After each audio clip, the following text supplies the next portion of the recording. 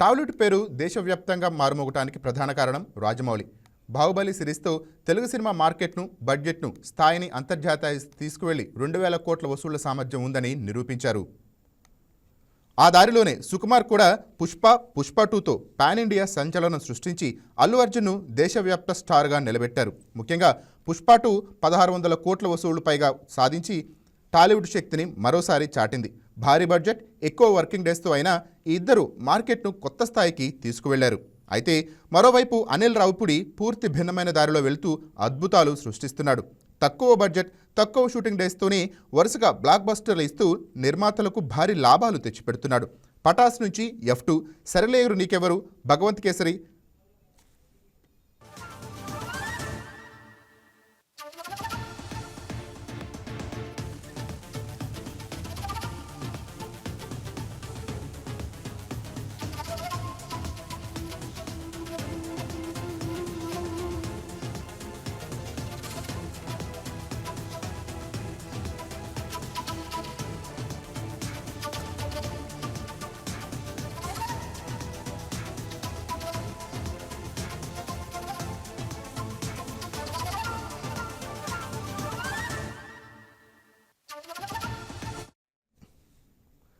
పటాస్ నుంచి F2, సరిలేరు